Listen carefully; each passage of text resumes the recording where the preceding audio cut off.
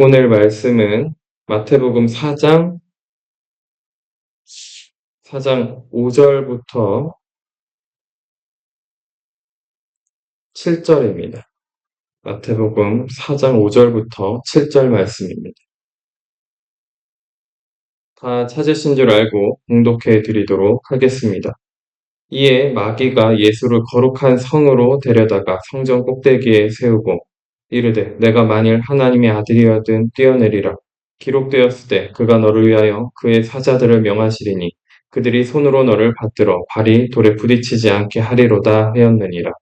예수께서 이르시되 또 기록되었을 때 주 너의 하나님을 시험하지 말라 하였느니라 하시니. 아멘.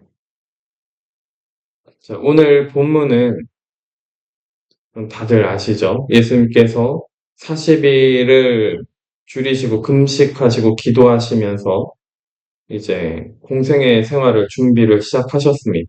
세례요한에게 세례를 받으시고 바로 성령에게 이끌리셔서 누가복음에 의하면 성령에 충만하여서 마귀에게 시험을 받으려고 성령께서 광야로 이끌어 가셨어요. 예수님을 이끌어 가셨어요. 자, 그 상황 가운데에서 첫 번째 시험이 돌을 떡덩이가 되게 하라. 그 시험을 이제 저희가 여러 번 나눴습니다. 그 시험에 대해서. 그쵸? 그 다음에 오늘 본문에서 나눈 것이 두 번째 시험이죠. 누가복음에서는 이것이 세 번째입니다.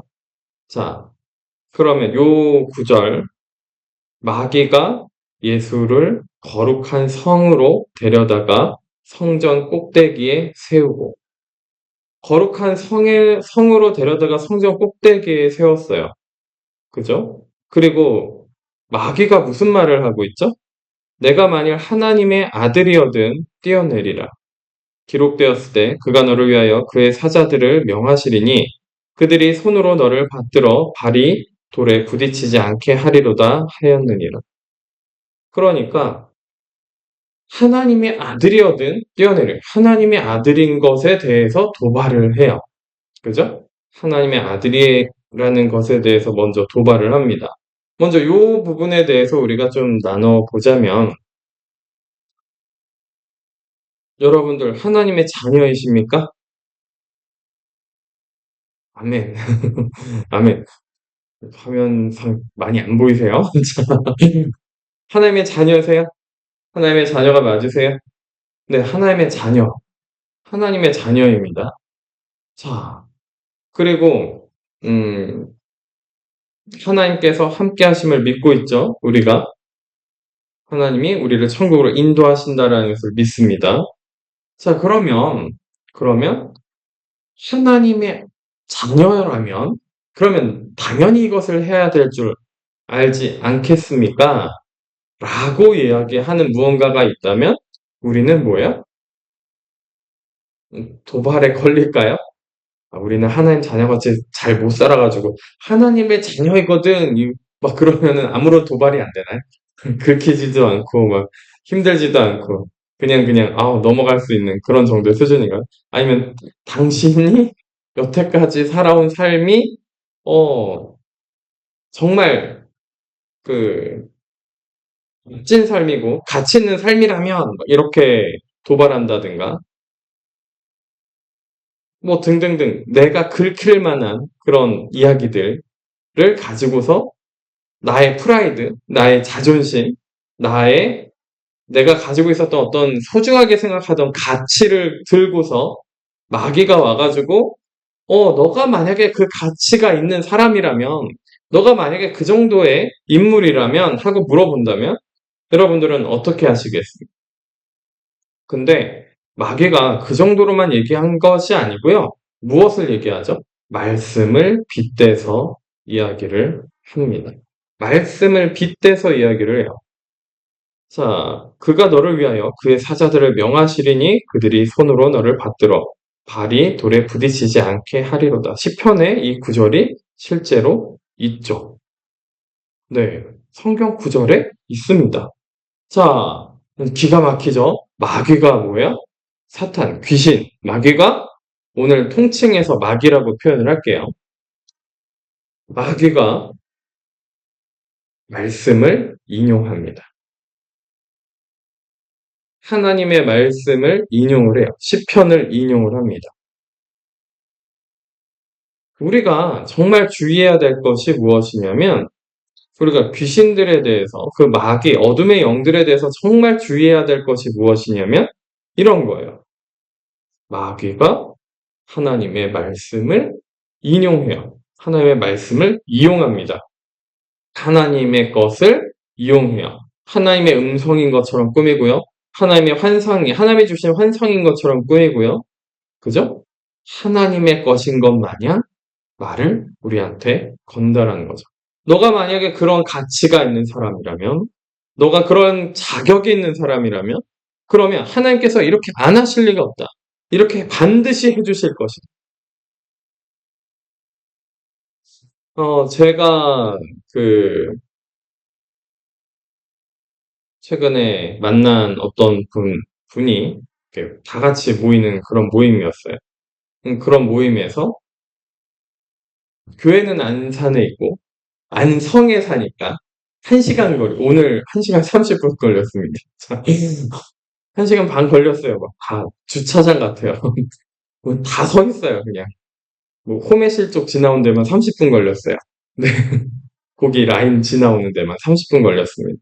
뭐 그렇게 시간이 오래 걸리는 지역이라는 것을 여기가 이제 퇴근길, 심지어는 오늘 금요일이죠. 금요일 날 가장 막히는 이 시간에 이제 저도 판단을 잘못했죠. 이 시간에 그렇게 늦게 올 수 있는 이런 어려운 지역이죠. 멀리 있는 지역에 60km 정도 떨어져 있어요. 집에서 교회까지. 어렵습니다. 자, 근데 어떤 분이 이렇게 딱 말씀을 하시는 거예요. 어, 안산으로 이사 오는 것도 좋지 않겠냐고. 하나님께서 그거 해주시지 않겠어요? 이렇게 하는 거예요. 하나님이 교회도 여기다 세워주셨는데 하나님이 당연히 안산 쪽에 집도 해주시지 않겠어요? 제가 아무 말 안 하고 그냥 빨리 쳐다봤죠. 빨리 쳐다봤는데 그분이 아멘을 안 하네? 이러는 거예요. 그분도 목사님이세요. 근데 제가 듣기에 그 말이 어떻게 들렸냐면 이렇게 들리는 거죠. 신앙이 있다면 당신이 신앙이 있고 믿음이 있는 사람이라면 당연히 하나님이 교회도 여기다 세워주셨으니 집도 여기에 올 것이지 않겠습니까? 재정적으로 말도 안 되는 일이거든요. 그죠? 재정적으로도 말도 안 되고 지금 저희 아이들의 환경 가운데서도 너무나도 힘든 일입니다. 그죠? 저는 여기를 왔다 갔다 하면서 고생할 것을 각오를 했어요. 자, 이런 생각도 듭니다. 물론 새벽 예배를 못 드려요. 네. 뭐 가까이 이사 오게 되거나 가까이 근처에 살면 새벽 예배 드릴 생각이 있어요. 다들 참석하기 너무너무 힘드시겠죠? 그런데 저라도 그냥 기도하는 시간을 갖고 싶은 마음도 있어요. 만약에 기회가 된다면. 그런데 이제 이쪽으로 이사 오는 것 자체가 너무너무 어려운 일이에요. 저희 식구가 6명이고, 그만한 규모가 있어야 되고, 그죠? 지금 그쪽에서 아이들도 다 이제서야 제대로 적응을 해서 잘 지내고 있고, 어린이집도 친구들도 잘 적응해서 지내고 있고, 그죠?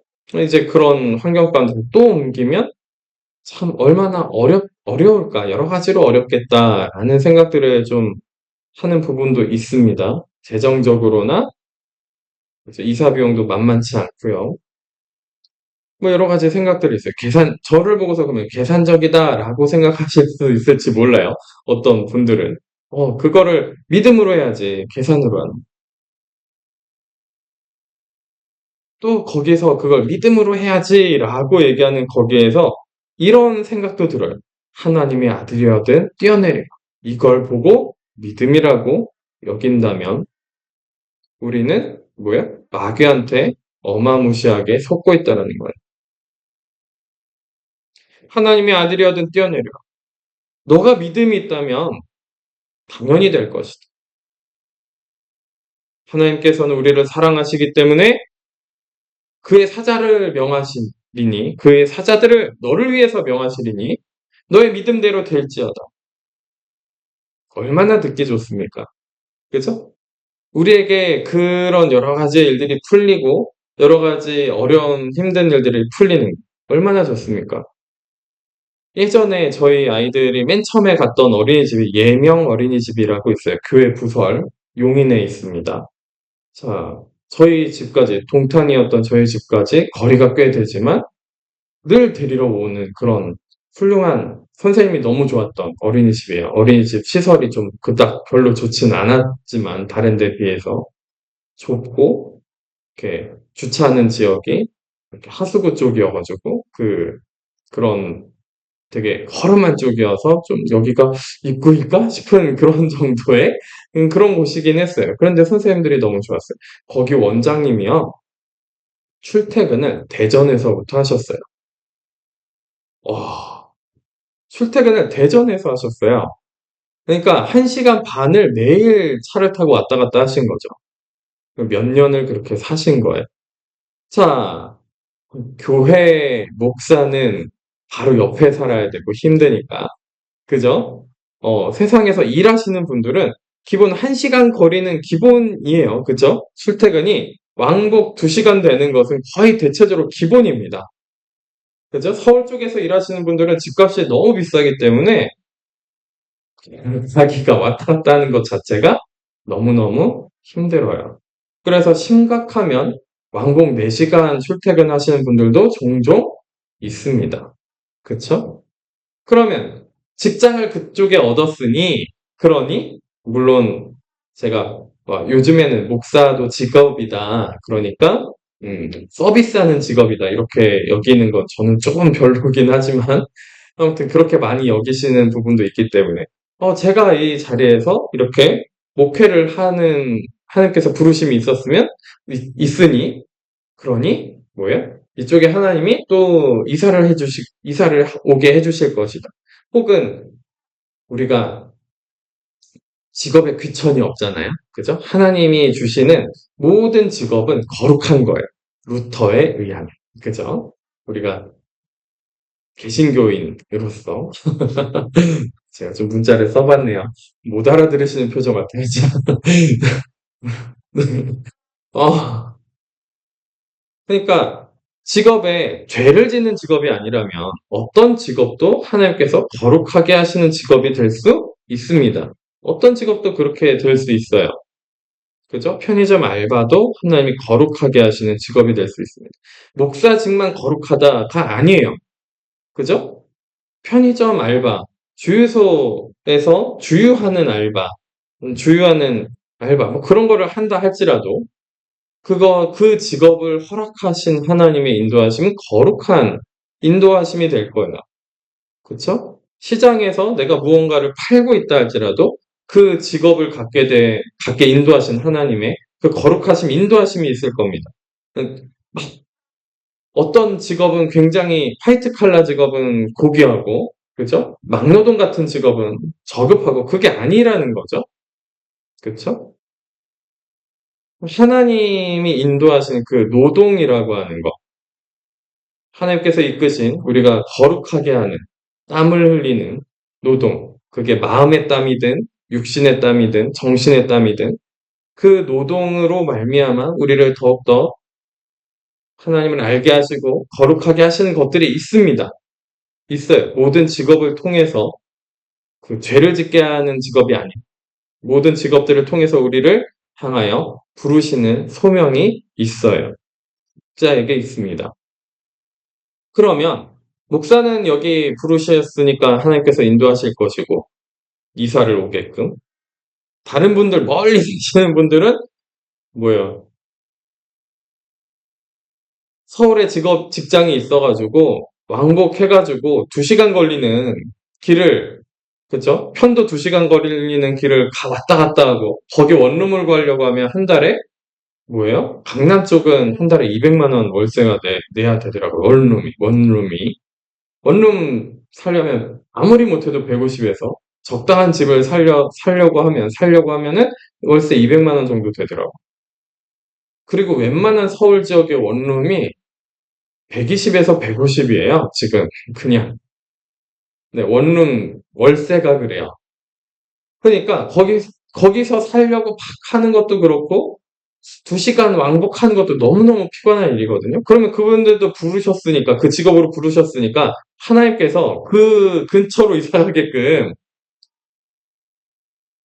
하시는 것도 너는 하나님의 자녀이니 믿음대로 그 지역으로 이사가 갈 것이다라고 선포하면 그것이 과연 믿음입니까?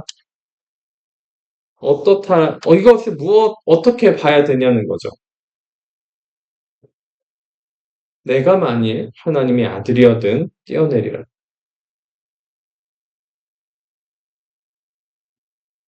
하나님께서 너를 위하여 그의 사자들을 명하시리니 그들이 너를 손으로 받들어 발이 돌에 부딪히지 않게 하리로다.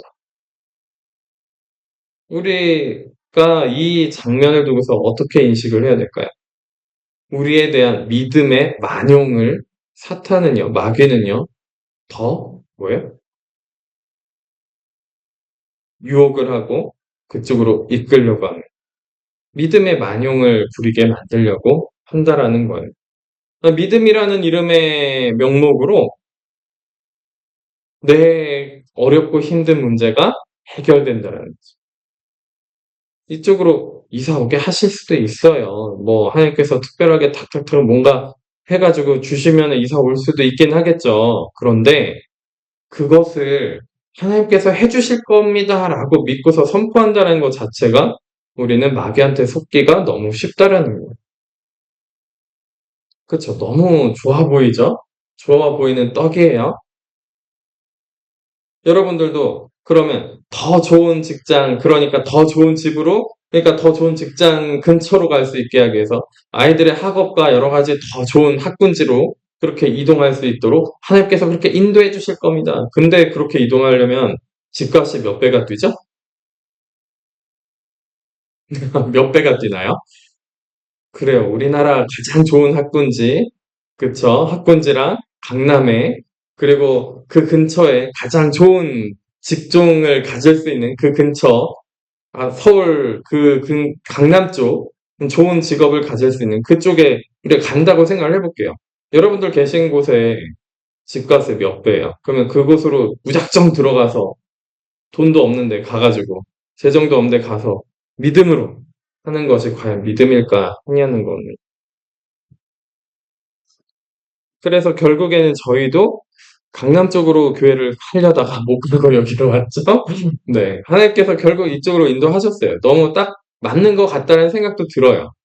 준비하면서, 잘 우리의 규모와 우리가 준비하고 우리가 같이 하는 것에 있어서, 딱 맞는 규모라는 생각도 듭니다.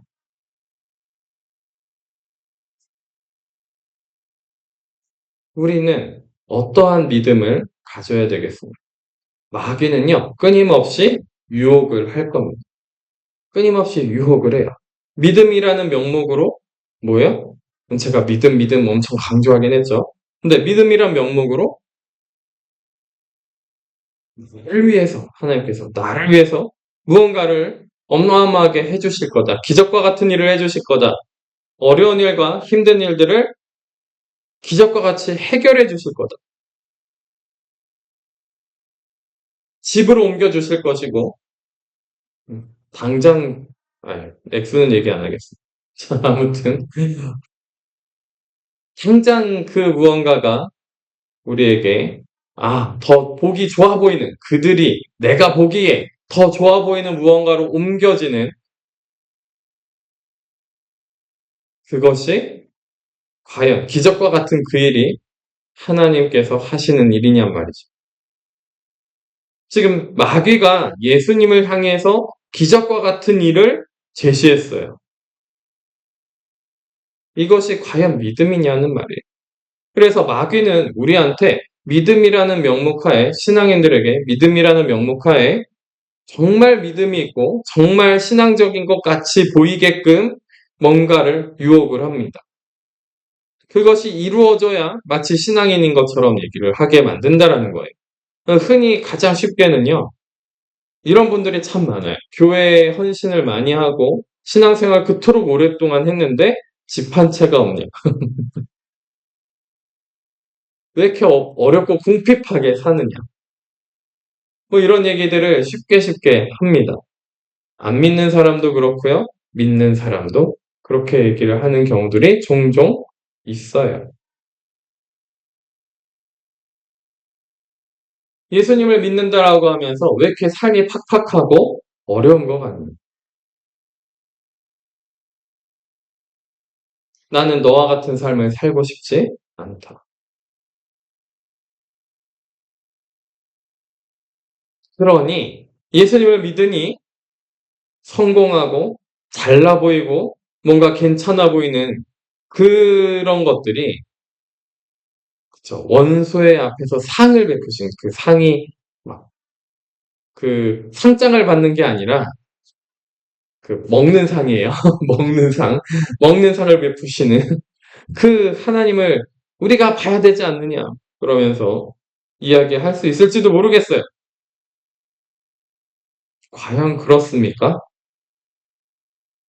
과연 그렇습니까? 지난주 금요일이 우리가 빛도 없이 이름도 없이 아무것도 없이 전부 다 주님의 것입니다. 뭐 이렇게 같이 말씀 나누고 그것에 대해서 아멘하고 막 감동받으시고 화답하셨을지도 몰라요.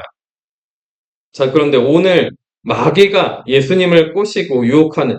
근데 이게 마귀가 예수님한테만 하는 것이 아니라 우리들한테도 하니까 문제가 되는 거죠. 뭔가 있어 보이고, 뭔가 괜찮아 보이고, 뭔가 이루어진 것처럼 보이고, 뭔가 대단한 기적처럼 보이고, 뭔가 진짜 하나님이 살아계신 것처럼 보이고, 뭔가, 아, 저 사람은 대단한 사람이구나, 라고 보여지게 하는 그 마귀의 유혹이 과연 믿음이냐는 거예요.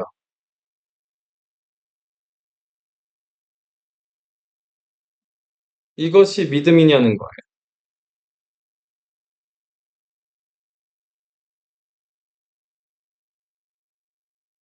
내가 성공하기만 하고, 내가 괜찮아 보이고, 사람들한테 인정받고, 가족들이 인정해주고,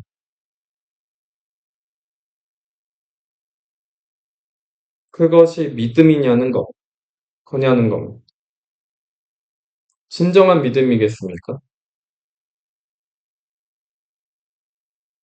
예수님은 이것에 대해서 무엇이라고 반응을 하죠? 예수께서 이르시되 또 기록되었을 때 주 너의 하나님을 시험하지 말라 하였느니. 믿음이라는 명목하로 믿음이라는 명목으로 우리는 뭐 해야 되는 거예요? 하나님을 시험하면 안 된다라는 거예요. 믿습니다. 제가 말씀에 의해서 믿습니다. 그러니 이거를 이렇게 해결해 주셔야 됩니다. 라고 주장한다라는 것이 과연 그것이 믿음인지 아니면 하나님을 시험하는 일인지 우리는 분명하게 분별할 줄 알아야 됩니다. 마귀는요, 계속 하나님과 거래를 하고 마귀는 계속 하나님을 시험하게 만드는 믿음이라는 명목하에 신앙이라는 명목하에 계속 그것을 제시한다라는 거예요. 우리한테. 교회가 여기에 생길 때, 아니, 그 전에 요번 연도 작년 말부터 먼 지역에 교회가 생기는 것에 대해서 이미 그거는 정해진 사실이었어요. 먼 지역. 60km 넘는 지역. 거리가 60km 정도 떨어진 지역. 차를 운전해서 1시간 정도 가야 되는 지역. 이것에 대해서는 각오를 하고, 근데 참 그런 생각도 들어요, 한편으로. 늘 멀리 있는 지역으로 인도하시는구나. 잠시만.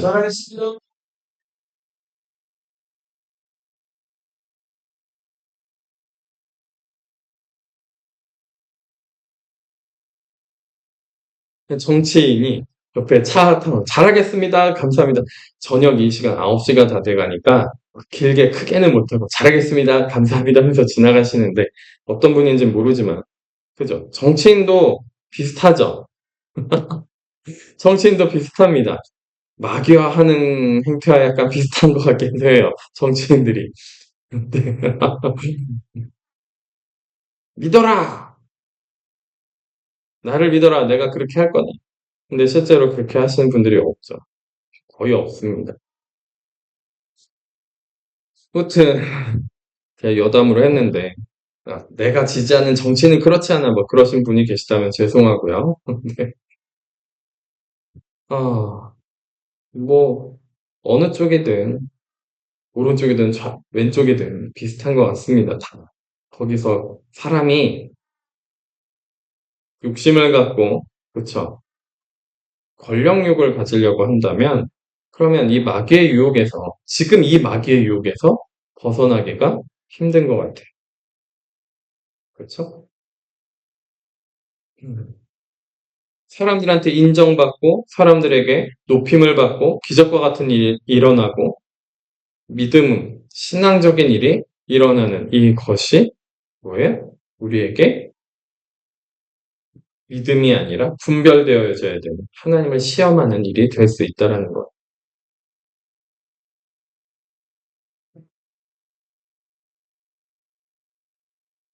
마귀, 귀신의 일은 늘 그렇습니다. 우리가 너무, 이거는 정말 마귀의 일이야. 이거는 정말 귀신의 일이야. 이렇게 생각하는 것에 넘어가지를 않아요. 그거는 넘어가는 것이 쉽지가 않습니다, 실은. 우리가 그런 동화를 알고 있어요. 해와 바람이 한 나그네 옷을 어떻게 벗기느냐. 그렇죠. 외투를 어떻게 벗길까? 그냥 바람이 막 비바람을 막 몰아치면서 바람을 아무리 불어도 그 옷깃을 세게 여미죠. 반대급부가 굉장히 강한 사건이나 여러 가지 생각들, 그런 것들이 우리한테 찾아오면은 우리는 더 그것에 방어하고 경계하게 되어 있습니다. 그런데 마귀는 우리를 유혹하는 데 있어서 가장 좋은 방법이 뭐냐면 방심하게 하는 거예요. 가장 좋은 방법은 방심하고 가장 그 단어가 방심과 비슷한 단어라고 생각하시면 돼요. 방심하면서 우리가 좀 더 경계를 덜 할 만한 단어가 있었는데 제가 지금 그 단어는 생각이 나지 않습니다. 경계가 무너지는 거예요. 마귀는요, 우리 신앙인들이 경계가 무너지게 만든다라는 거예요. 경계를 늘 무너뜨리게 만든다라는 거예요. 그냥 방심하, 이 정도면 되겠지. 제가 자주 드리는 말씀, 이 정도면 되겠지. 그걸 한 단어로 한 게, 아까 딱 생각한 게 있었는데, 네, 생각나면 말씀드릴게요. 근데, 이 정도면 되겠지. 이쯤이면 충분할 거야. 이 정도면 많은 수고를 했고, 많은 열심을 냈어. 그러니까 더 하지 않아도 괜찮겠지. 자, 그런 생각들 가운데에서 방심하게 하는 것이 마귀의 유혹의 시작이에요. 선악과를 먹은 여자 하와도 그렇게 시작한 거예요. 방심한 거죠. 이 정도는 괜찮겠지. 이 정도는 괜찮겠지. 호기심 어린 그 생각과 이 정도는 괜찮겠지. 정령 죽으리라 아니야. 죽지는 않을 거야. 이 정도는 괜찮겠지. 그분은 자비로우시고 사랑의 하나님이시니까 이 정도는 괜찮겠지.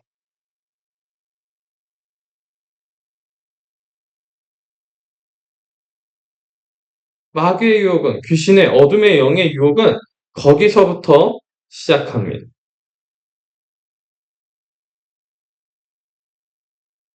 그래서 우리는 정말 조심하고 주의하셔야 돼요.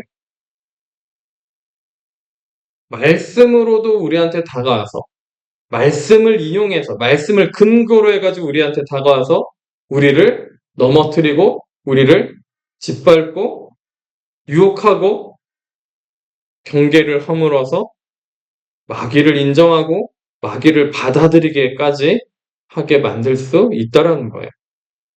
하나님의 뜻이라고 생각하게 만들어서 마귀를 받아들이는 거예요. 어둠의 영을 받아들이는 거.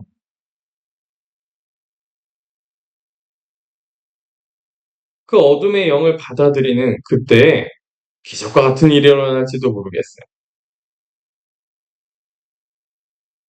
하나님이 아들이어든 뛰어내려. 여기서 뛰어내리면 어떻게 되는 겁니까?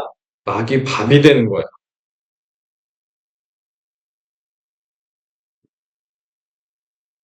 주 너의 하나님을 시험하지 말라. 하나님을 시험하면 안 되는데, 나는 하나님 앞에 충분히 그럴 만한 자격이 있고, 그럴 만한 헌신을 했고, 그럴 만한 믿음이 그런 믿음이 나한테 생기는 걸 보아하니, 나는 그것을 해도 되겠어. 나는 그것을 해도 문제가 없을 것 같아. 나는 이렇게 선포해도 괜찮을 것 같아. 아니에요. 전혀 괜찮지 않아요.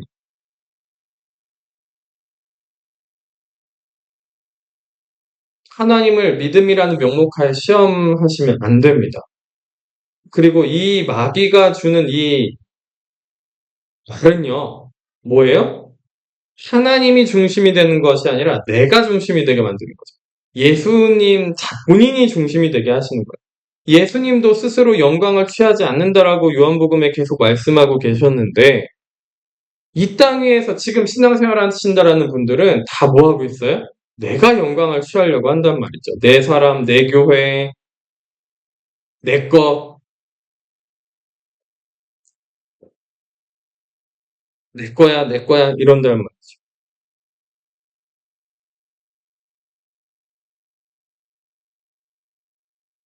하나님과 거래를 하면서, 하나님, 이거 해주시면 제가 이렇게 하겠습니다. 하나님을 시험하지 않으셔야 됩니다. 마귀는 늘 우리한테 그런 유혹거리를 던져줘요. 그래서 이번만요, 이것만 넘어가게 해주세요. 이것만 넘어가서 그 일만 해결해 주시면 제가 이렇게 하겠습니다.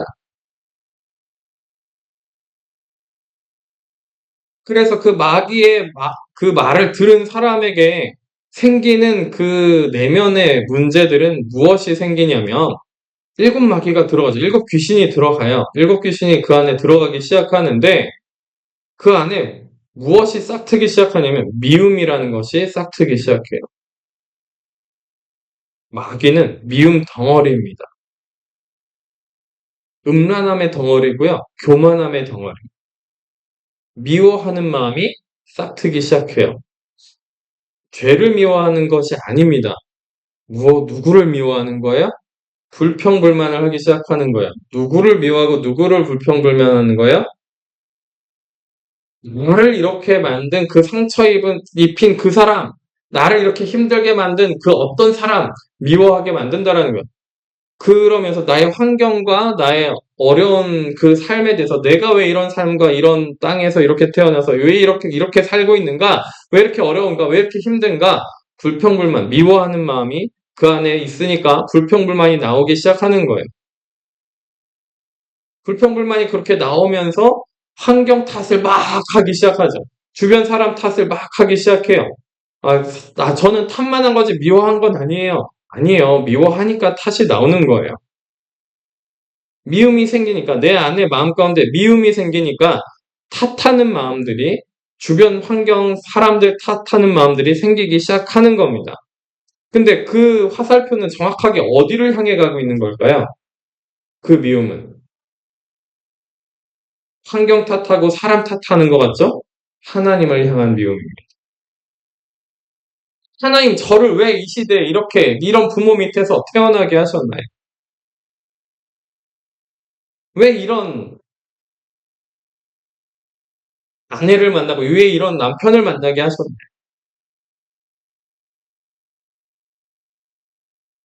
왜 이런 자녀를 만나게 하셨나요?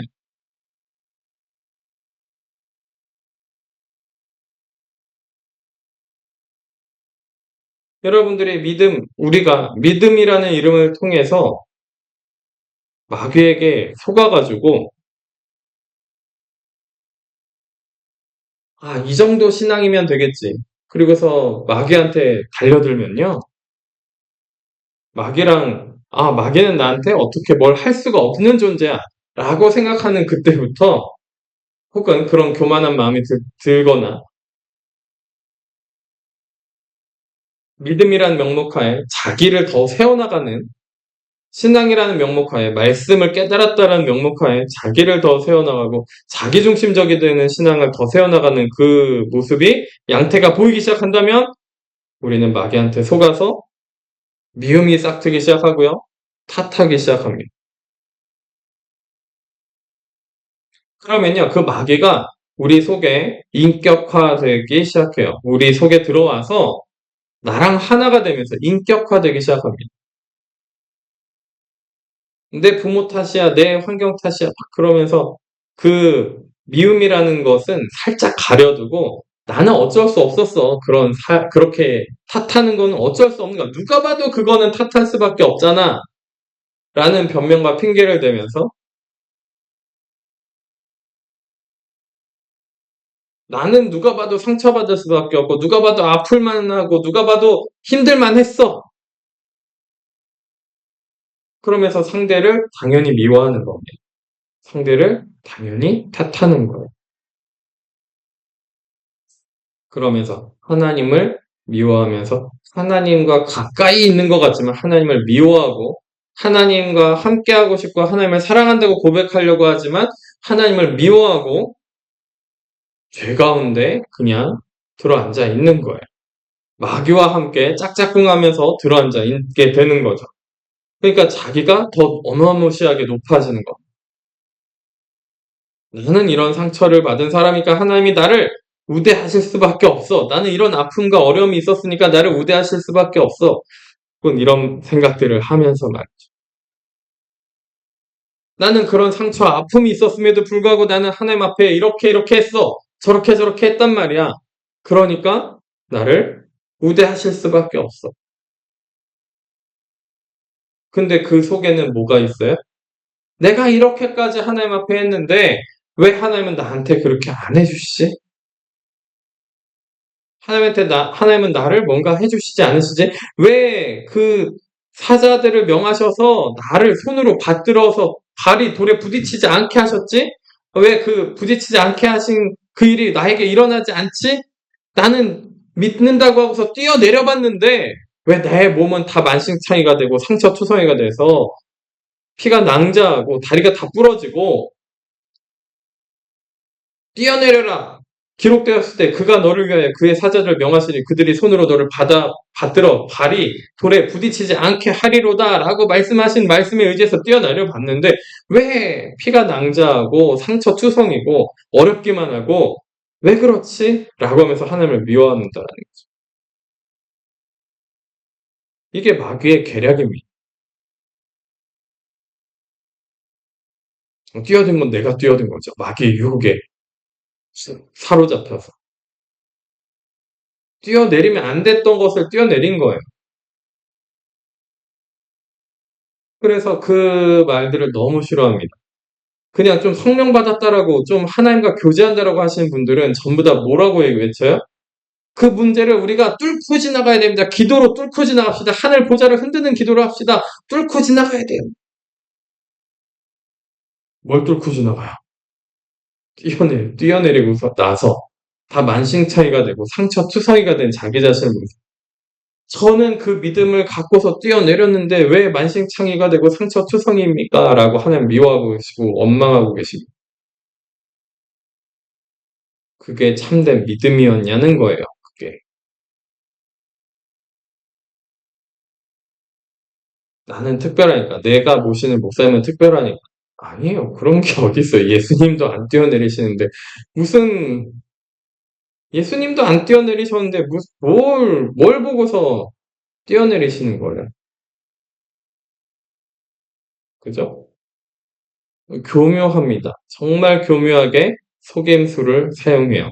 정말 교묘하게 하나님께 영광 돌릴 수 있는 것처럼 보이게 만들면서 내가 높아지게 만든다는 거예요.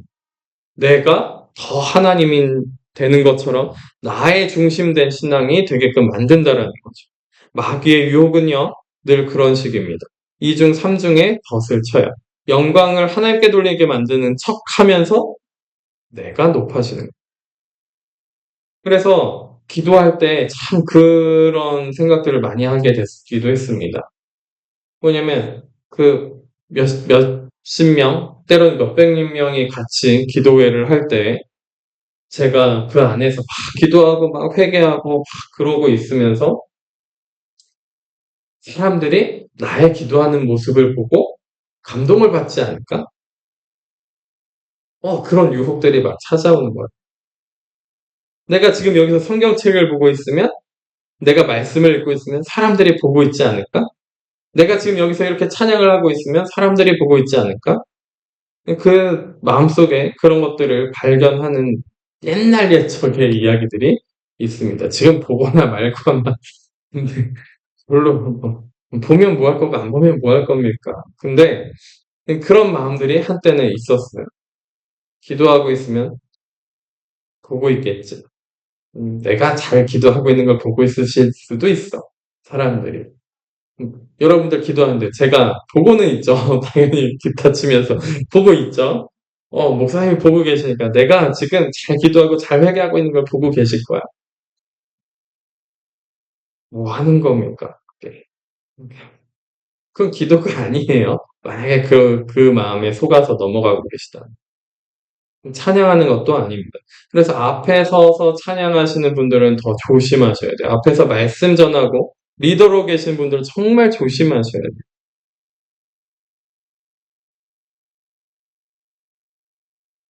정말 조심하셔야 돼요. 사람들이 내가 이렇게 찬양하는 모습을 보고 은혜를 받겠지라고 생각하면 큰일 난다는 거예요. 보통 앞에서 말씀 전하신 분들 얘기도 이런 얘기가 있습니다. 무슨 얘기냐면은 오늘은 정말 준비를 빡세게 했어요. 내가 막 은혜를 너무 많이 받았어요. 막 준비하면서 너무 준비를 잘했어요. 그래서 막 설교를 했어요. 목사님들 얘기예요. 다른 분들 얘기예요. 막 설교를 그렇게 했으면 그 은혜가 임하고 막 성령이 역사하시고 막 그럴 것 같아서 막 그렇게 하면 그때 가장 설교를 죽쓰고 가장 은혜를 못 받으시는 시간이래요. 근데 너무 바빠가지고 치여가지고 막 제대로 준비도 못하고 주님 어떡할까요? 막 그러면서 겨우겨우 해가지고 내가 무슨 얘기를 했는지도 모르게 막 설교하고 온 날에 막 회중들이 막 너무 은혜를 받아가지고 막 그렇다라는 거예요. 뭘 얘기하고 싶은 거냐면 하나님이 하셔야 된다는 거예요. 결국은 하나님이 하셔야 된다. 여러분들이 찬양하고 기도하고 사람들이 보이고 내가 이 행동을 하면 어떨까 저 행동을 하면 어떨까 그거 중요한 게 아니죠. 하나님 보시기에 어떨까? 하나님과의 관계. 나와 지금 하나님과의 관계. 목사님이 지금 보고 계신데 제가 보면 어떻고 안 보면 어떻습니까? 하나님이 보고 계시. 하나님을 시험하지 말고 하나님 시험하지 마시고 하나님이 보고 계신 하나님과 함께하는 나. 거기에 집중하셔야죠. 그죠? 사람들이 나를 지금 이거를 보면서 어떻게 생각하고 어떻게 판단을 할까? 사람들이 어떻게 생각하고 어떻게 판단하는 게 그렇게 중요합니까? 좀 더 좋게 봐주셨으면 좋겠다라는 거죠. 그죠? 좀 더 좋은 사람, 좋은, 인격, 괜찮아 보이는 사람으로 비춰주시길 원하신다라면, 그러면은, 그런 걸 하셔야죠. 신앙생활하는 게 아니라. 그죠?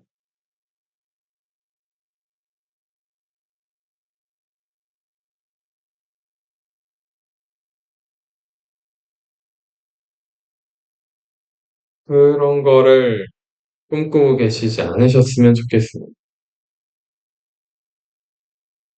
그게 먼저가 돼서도 안 돼요. 물론 있어야 되는 부분도 있어요. 사회생활 하면서 있어야 되죠. 인간관계는 정치적이라고 얘기를 해요. 네, 정치적인 거다. 그쵸? 체면치레도 때로는 해야 될 필요성이 있고, 사탕 발린 입발림을 해야 될 때도 있고요. 등등등등. 여러 가지의 것들을 해야 될 때들이 있어요. 있기는 있습니다. 그쵸? 잘 보여야 되는, 더 잘 보이게끔 막 정리정돈을 해서 더 잘 보이게 하는 비즈니스도 필요하죠. 그죠? 그런 것들이 있기는 있습니다. 그런데 신앙 안에서는 하나님 앞에서는 그런 것들을 내려놓고 그쵸? 있는 그대로 가셔야죠. 지금 예수님한테 이 마귀가 행하는 이 말들은 거칠애로만 생기는 일들인 거예요. 우리에게 더욱더 자기중심적이게 만드는 거예요. 하나님이 아니라 뭐예요? 내가 주인 되게 만들려는 거예요. 예수님이 주님 되셔야 되고 나는 그분의 자녀 혹은 종 혹은 따라가는 제자가 되어야 하는데 그게 아니라 예수님 날 따라오세요. 예수님 나의 사람이 되십시오. 이러고 있다면 그것이 하나님을 시험한다라는 거예요. 마귀한테 철저하게 속고 있다라는 거예요. 이 정도면 되겠지. 안 그래요. 이 정도면 되겠지. 되는 문제가 아닙니다. 방심하면 방심할수록 더욱더 어떻게 되냐면 우리는 속게 되어 있어요. 마귀랑 짝짝꿍 돼서 하나가 되어져 간다니까요. 일곱 귀신, 일곱 마귀가 들어온다니까요. 그 안에 그 미움이라는 씨앗이 들어가서 탓하기 시작한다면 우리는 영혼이 많이 병든 겁니다. 탓하고 있으면 병든 거예요. 근데 탓하고 있는지도 모르는 거는 더 심각한 병든 거죠. 내가 누군가를 탓하고 있는가? 환경을 탓하고 있는가? 사람들을 탓하고 있는가? 내가 상처받은 거 후회하고 있는가? 내가 저 사람을 만난 걸 후회하고, 내가 그렇게 행동했던 걸 후회하고, 내가 그때로 돌아간다면, 회귀물이 엄청나게 많죠. 영화, 드라마, 뭐, 그죠? 막 되돌아가요. 시간을 되돌아가요. 죽고서 막 되돌아간단 말이죠. 웹툰, 소설, 막 어마어마하게 많습니다. 사람들이 너무너무 후회가 많이 되나 봐요. 이 땅에서 사는 삶이. 그러니까 막 되돌아가서 다시 그 삶을 살아보면 잘 살 것이다.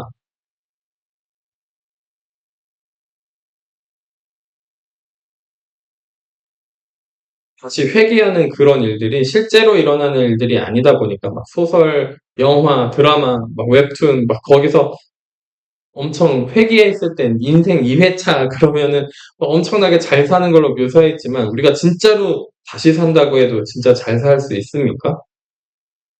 만기한테 안 홀리고 제대로 가실 수 있으시겠어요? 뭐, 그거를 차지하더라도요. 얼마나 후회되는지. 나는 다시 태어난다면? 다시 살아간다면?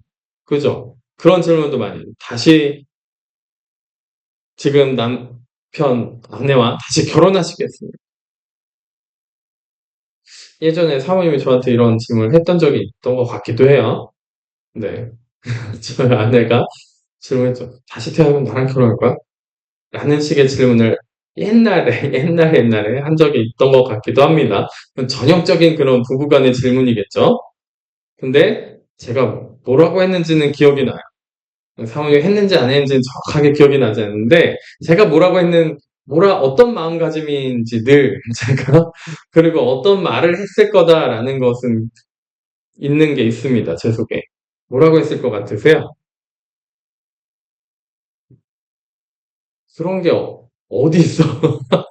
그런 게 어디 있어? 다시 태어나는 게 어디 있어? 다시 결혼하는 게 어디 있어? 인생은 이게 한 번뿐인데,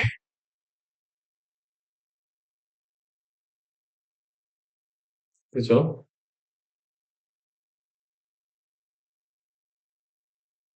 사람들이 너무 후회되니까 계속 지금 인생, 내 삶에 대해서 불평불만을 하면서 뭐예요? 다시 태어나기를 정말 바라더라고요.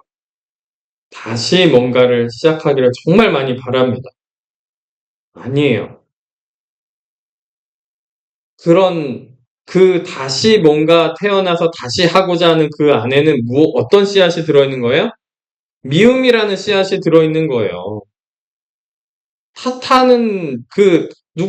환경을 탓하고 누군가를 탓하고 있는 내 안에 깊은데 미움이라는 씨앗이 들어있는 겁니다.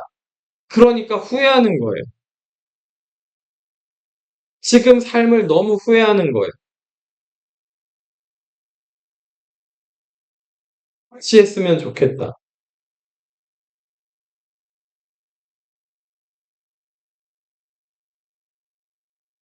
그것이 이미 뭐예요? 뛰어내린 거예요. 뛰어내려서 상처투성이가 돼서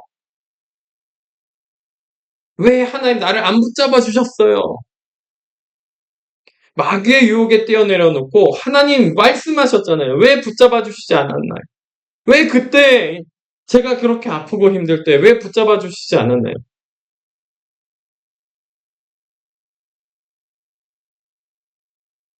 제가 말씀드릴 수 있는 거는 예수님은 그 옆에서 더 피투성이가 돼서 부르고 계셨을 거라는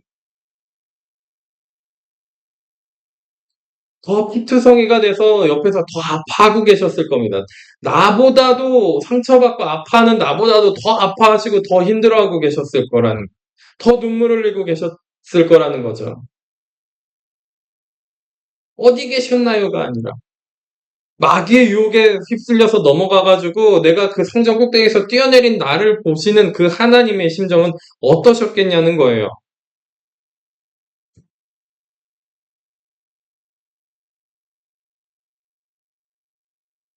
얼마 전에 다큐 뭐 조금 인간극장 비슷한 뭔가를 조금 뭔가 보게 됐어요.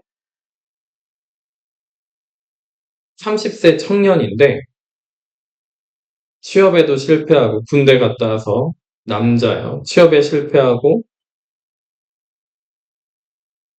뭐가 다 안 됐어요. 연애도 실패하고 막 다 안 됐어요. 학업도 막 엉망이 됐고 그래서 집안이 쓰레기장이 된 거예요.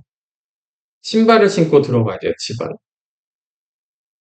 막 배달 음식 쓰레기에다가 막 온갖 침대에 겨우 한 자리 누울 수 있고 계속 스마트폰하고 게임하는 그냥 집안에 틀어박혀서 부모님과 따로 살아. 그냥 그렇게 집안을 그렇게 지내고 있던 한 청년이었습니다. PD가 찾아가서 왜 이렇게 사는지 물어본 거예요. 어쩔 수 없다. 막 그런 식의 다시 태어나고 싶다. 그런 얘기들을 하더라고요. 그런데 오늘 자기 생일이래. 그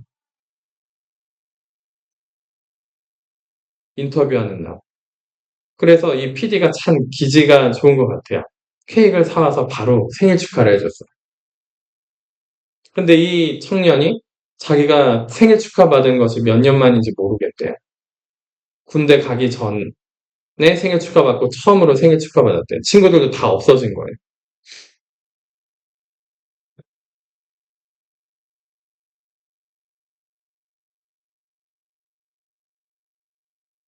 그 생일 축하 받고 나서 이 청년이 아, 저의 삶은 이제 이렇게 살면 안 될 것 같습니다.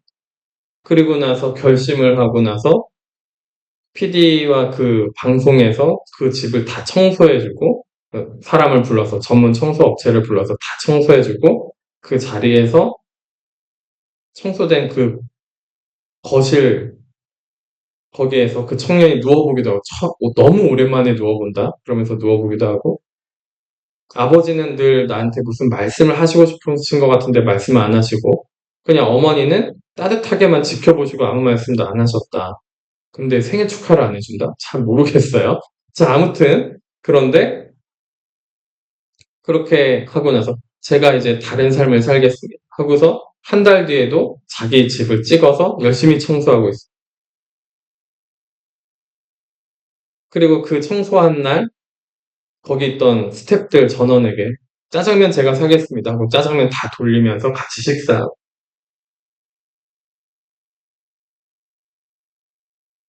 자, 완전히 마음에 병이 들어서 알아 누워 있던 그 사람 한 명에게 그냥 사람이 가서 그냥 딱히 뭔가 위로의 말을 한 것도 아니에요. 뭔가 다른 동기부여가 되는 말을 한 것도 아니죠. 생일 축하합니다. 오늘 태어난 거 축하합니다. 사람의 말도 그렇게 말을 해주니까 그 청년은 혼자 너무 외로웠던 건가 봐요. 그죠? 사람의 말을 그렇게 듣고 사람이 함께 해주는 것만으로도 뭐예요? 대화를 해주는 것만으로도 거기서 빠져나와서 그 어둠에서 빠져나와서 삶을 살아보려고 하는 그런 모습의 다큐를 봤어요, 최근에. 뭐가 어찌되었든 간에 어둠에서 조금 빠져나온 것 같아요. 그 청년이. 그쵸? 사람에게 있어서도 그런 일들이 벌어집니다.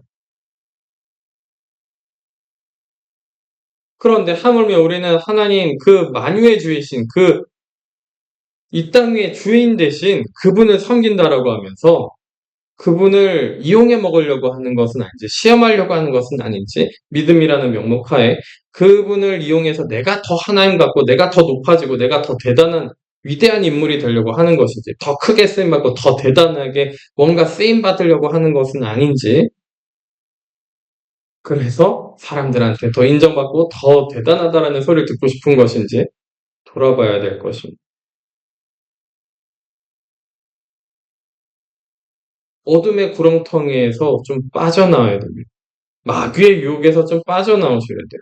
그 쓰레기 덩어리에 살고 있는 그 유혹과 관계와 괴계, 그 속임수에 그 쓰레기 덩어리에 같이 살고 있는 내 자신을 어떻게 하셔야 돼요? 후회하는 삶을 사는 것이 아니라, 탓하는 삶을 사는 것이 아니라, 미워하는 삶을 사는 것이 아니라, 다시 되돌아가고 다시 태어났으면 좋겠다라는 삶을 사는 것이 아니라, 지금 이 순간, 지금부터 그 청년 30살이니까 이제 앞날이 창창하니까 괜찮겠지? 아니에요. 아니죠. 그렇게 생각하시면 안 되죠. 그럼 여전히 후회하고 미워하는 거죠. 탓을 하겠다라는 거예요. 누구를 미워하는 거예요? 환경, 누군가, 사람을 미워하는 것이 아니라 하나님을 미워하고 있는 겁니다. 마귀는 계속 하나님을 미워하게 우리를 유혹할 거라고요. 후회하게 만들 거라는 겁니다. 후회하지 마세요. 그게 아니에요. 후회하지 마세요 한다고 후회가 안 될까요? 아니에요.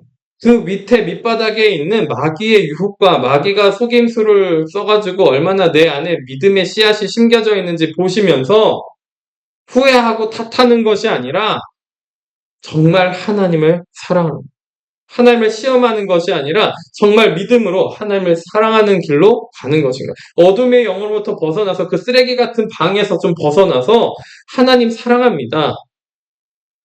그죠? 수요 예배 때 주님 사랑합니다. 그게 주님 사랑합니다. 내가 사랑합니다가 아니라 내 의로 내 것으로 사랑합니다. 주께서 하십니다.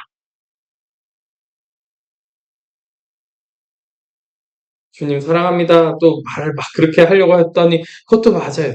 주께서 하십니다. 주님, 제가 주님을 사랑하지 주께서 하십니다.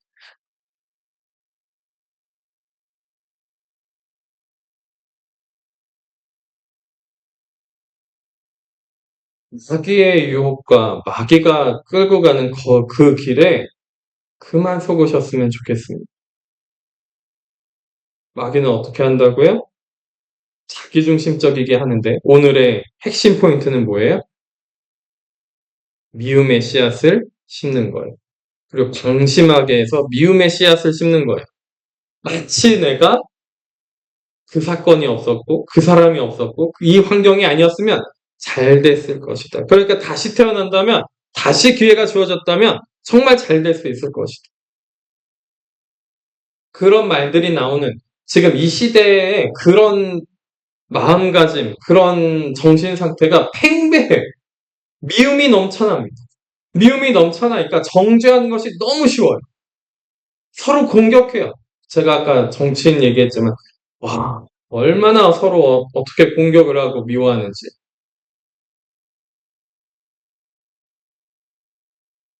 사탄이, 마귀가 미움의 씨앗을, 이 유혹을, 미움의 씨앗을 서로 높아지고 싶어서 안달이 난 욕망과 교만 덩어리, 음란한 덩어리 그 안에 미움의 씨앗을 톡 집어넣어가지고, 교만하고 음란한 건 아무것도 아니에요. 그 미움의 씨앗 넣어가지고 하나님을 미워하게 만드는.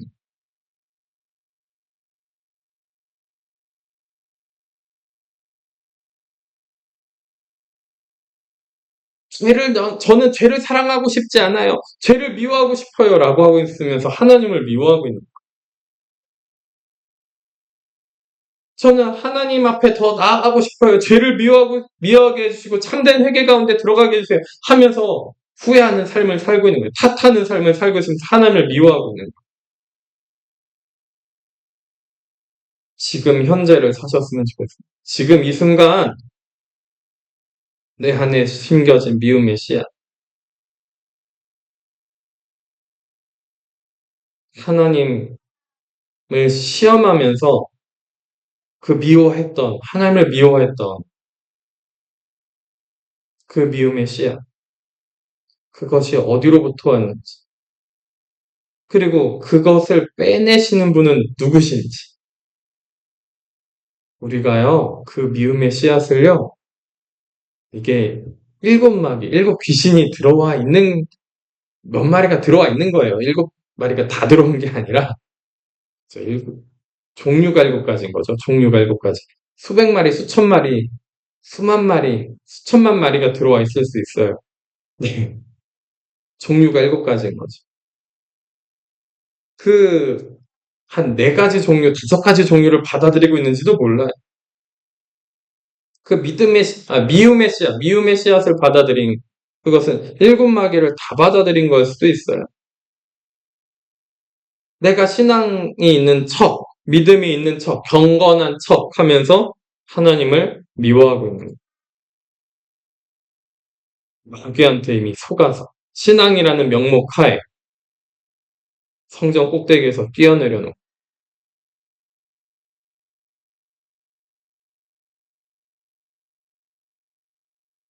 우리가 어떤 신앙생활을 해야 되겠어? 근데 뛰어내렸어도요. 하나님이 피투성이가 된 우리 같이 피투성이가 되셔가지고 우리를 돌봐주시려고 하신다는 거. 같이 싸매주시고 일으켜 세워서 회복시키시기를 원하신다는 거.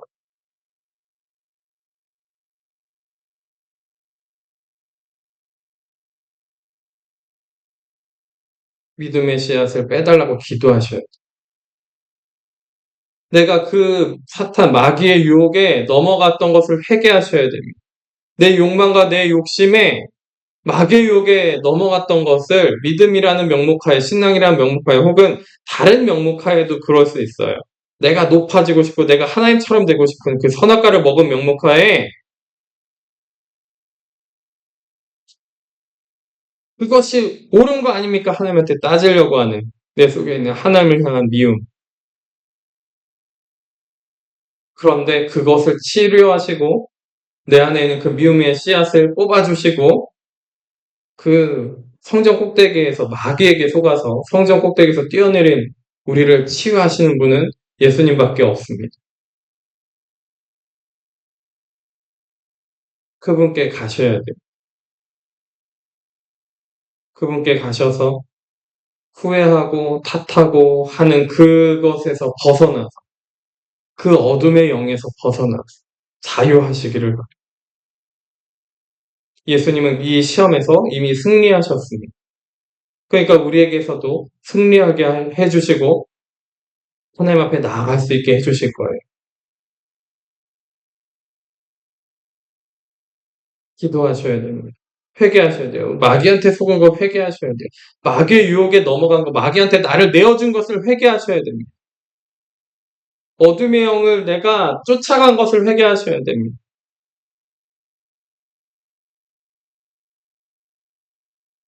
그리고 하나님을 정말 빗대신 그분, 예수 그리스도를 정말 내 십자가 지고 자기를 부인하고 자기 십자가 지고 쫓으시기를 바래요.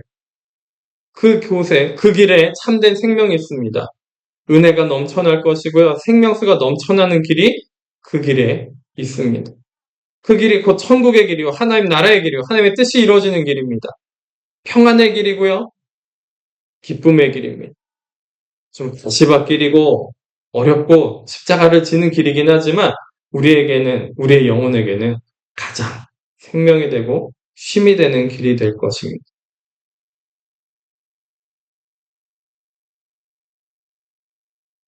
하나님을 시험하지 마십시오. 마귀의 유혹에 그만 넘어가십시오. 믿음이란 명목하에 그만 넘어가셨으면 좋겠어요. 정말 그 후회함과 탓함에서 그 미움에서 벗어나시기를 예수님의 이름으로 축원하고 기도드립니다. 기도하시겠습니다. 하나님 아버지 감사합니다. 주님의 은혜를 더욱더 구합니다. 마귀의 유혹에 넘어간 저희들을 용서하시고 저희들에게 은혜 베푸셔서 그 마귀의 유혹과 괴계로부터 빠져나와서 그 미움의 씨앗으로부터 벗어나서 사랑하는 그 사랑의 씨앗이 말씀의 씨앗이 우리 가운데 심겨져서 사랑으로 덮여지기를 저희들에게 함께하여 주옵소서. 하나님으로 저희들을 감싸 안으시고 하나님과 함께하고 동행하고 하나님과 하나 되어지는 저희들 되게 하여 주옵소서. 더 이상 속지 않도록 영의 눈을 들어 떠서 분별하게 하시고 주님을 바로 바라보게 하여 주옵소서. 그런 믿음과 능력을 저희에게 주셔서 두렵고 떨린다 할지라도 마귀한테 속아서 마귀 편이 서 있던 우리 자신을 주님 앞에 다시 내어드리고 그 아프고 피투성이가 된 이 영혼을 다시 주님께 드려지는 그래서 참된 생명으로 다시금 일어설 수 있는 저희들 될 수 있도록 함께하여 주옵소서. 온전히 주님의 은혜를 구합니다. 주님의 마음을 구합니다. 주님의 뜻을 구합니다. 하나님 나라를 구합니다. 주님의 뜻이 온전히 우리 가운데 이루어지도록 함께하여 주옵소서. 감사합니다. 예수 그리스도 이름으로 기도드립니다. 아멘.